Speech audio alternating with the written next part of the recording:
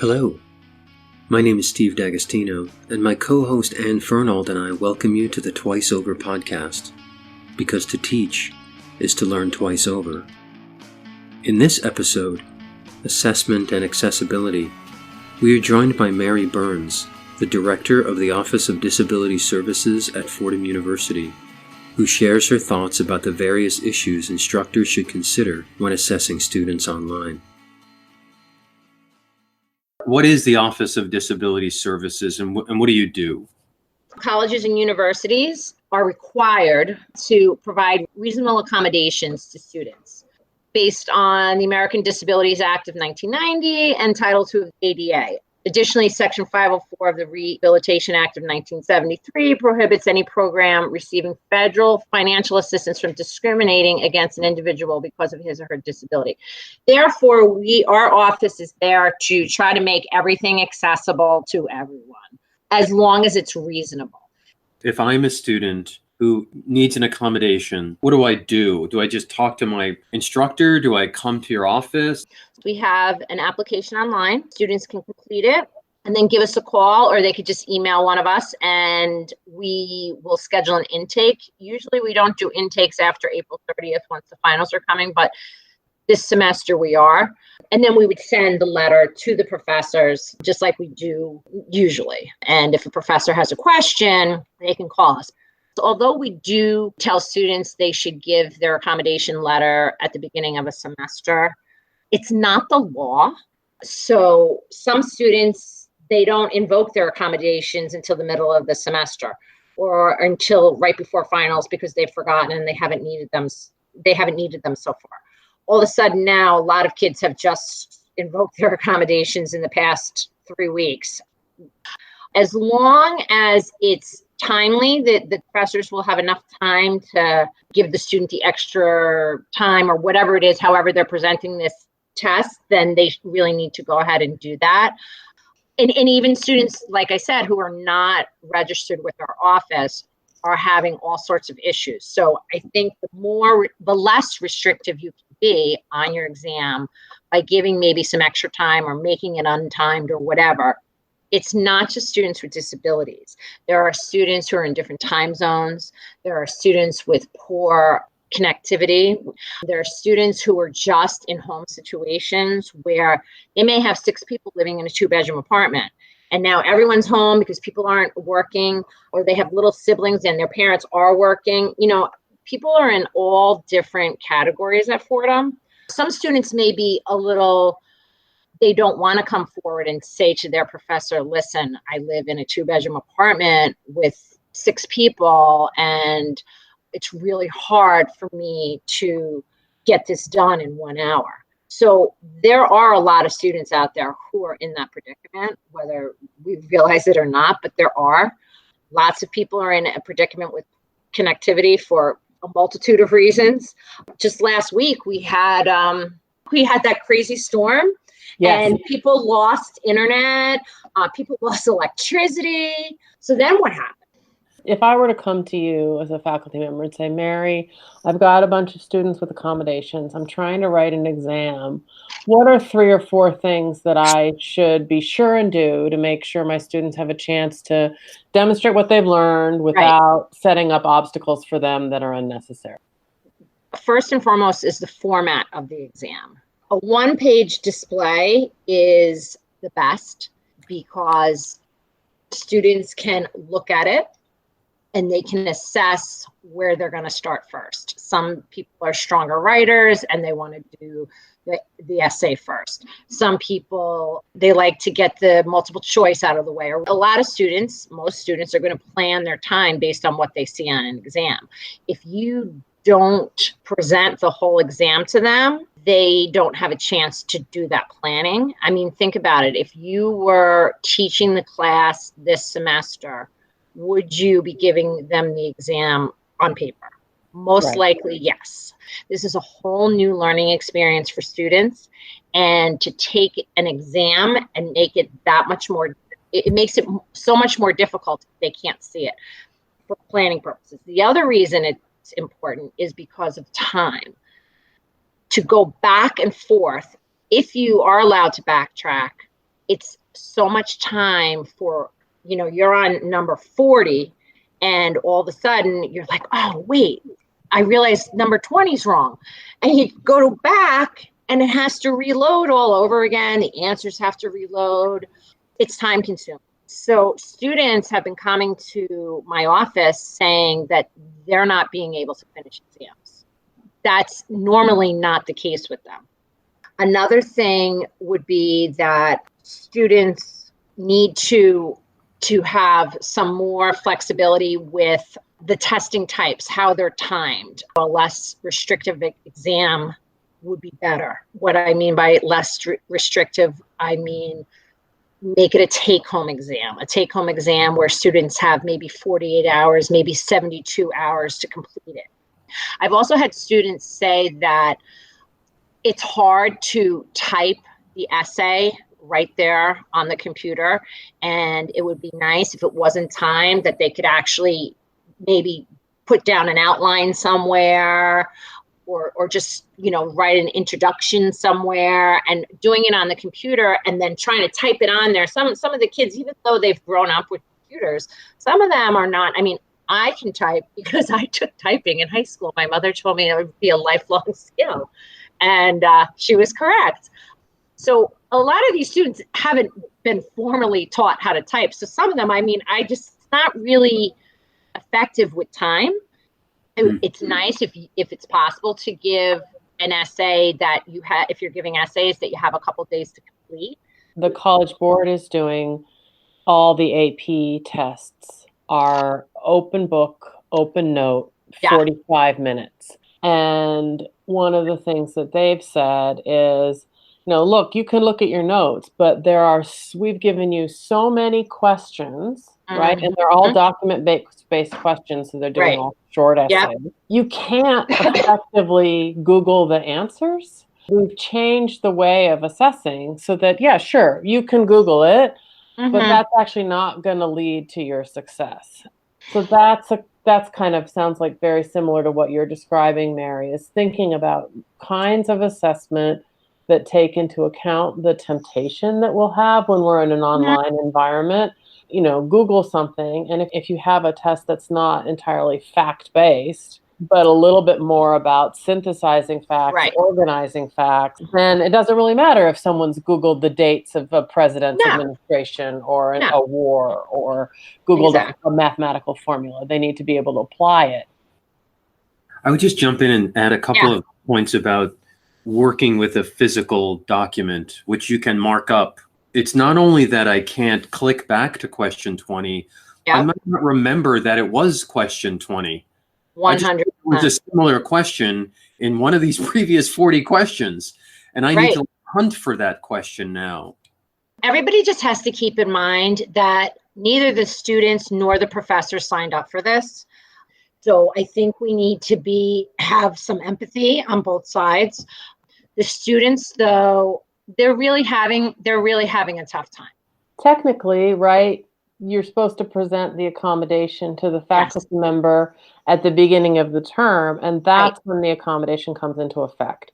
That's the law, right? But then there's what we do at Fordham in terms of cura personalis, right? And in terms of trying to be accommodating. And then there's the pandemic, and there's the fact that we, as we said, we didn't sign up for this, and our students didn't sign up for this. So when you have a situation where a faculty member comes to you and says, all of a sudden, someone has come to me and they're claiming not to be able to do it, or they're claiming this is harder for them, what are the modifications that you would recommend professors put in place? What kind of compassion do you advocate, and why is it important for us to think that way? Well, I have spoken to my office. We have spoken to probably 150 professors, deans, advisors in the past month, with the exception of one. Everyone has been absolutely fantastic. Like, I can't say enough about how great the faculty have been responding. So I've talked to faculty about, some students have come and said, like, they wanted to take medical leaves of absence because they are just So they were just so overwhelmed by, maybe some of them weren't doing great at midterms, and then this happened. And now they felt absolutely hopeless. I can't tell you how many kids I was like, no, let me talk to your professors and let's see before you make any rash decisions.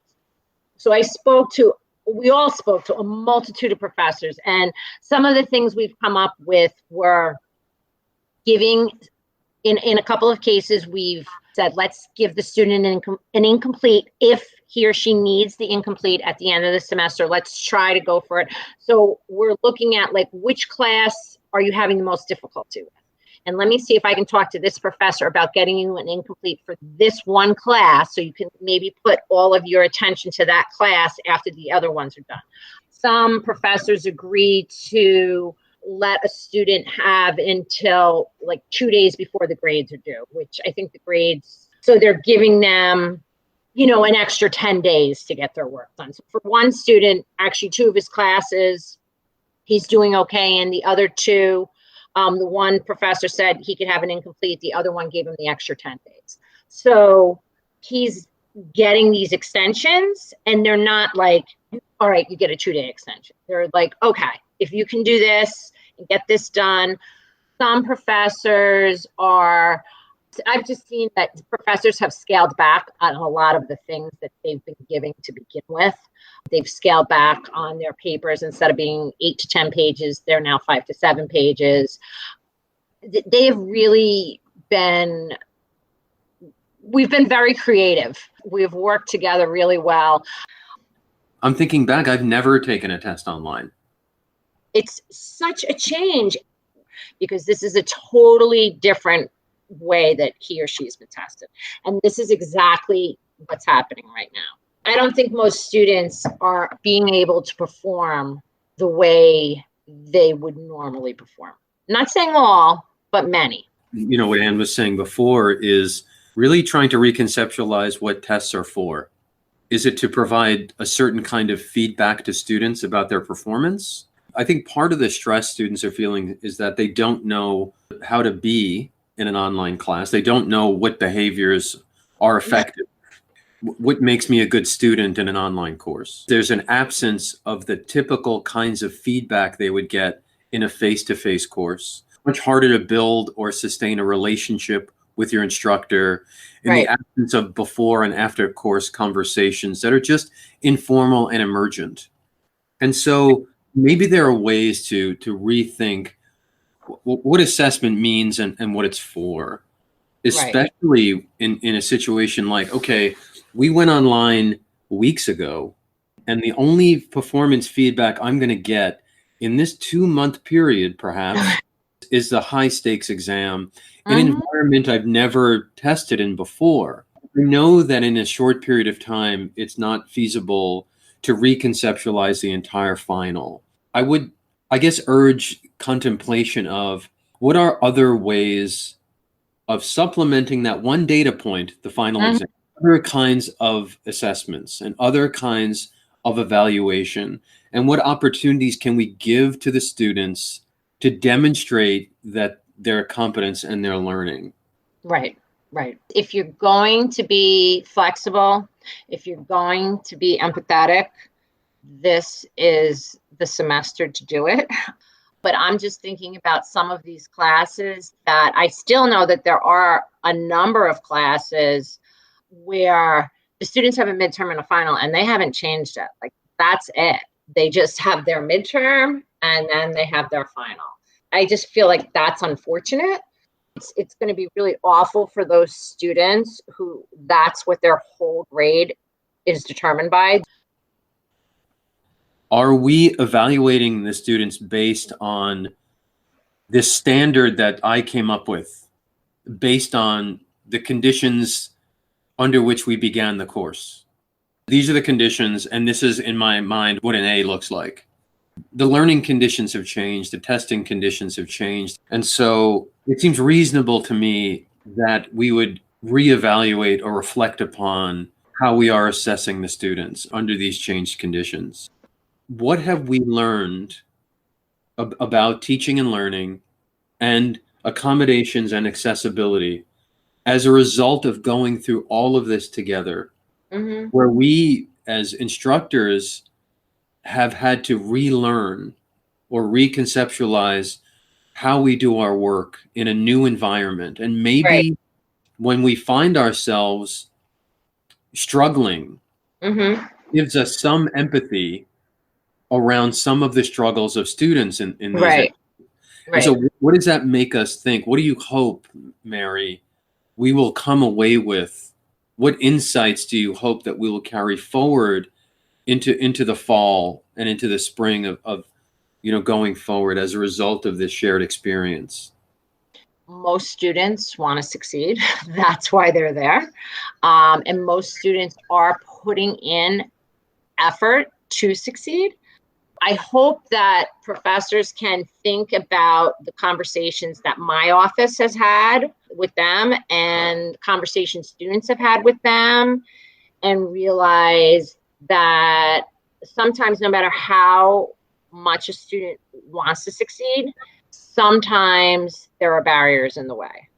I think people need to understand that these are real things, and most of the time people do prior to this, but sometimes people don't. And I think they need to realize that most students, if they're at a school like Fordham, are there because they want an education.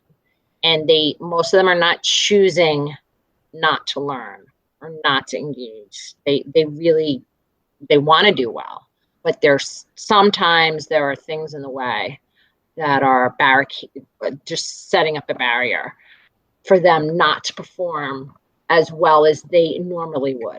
I think that's what we have to realize, that sometimes there's barriers that a student cannot overcome, and that we should all try to work together, whether it's a disability or just something else.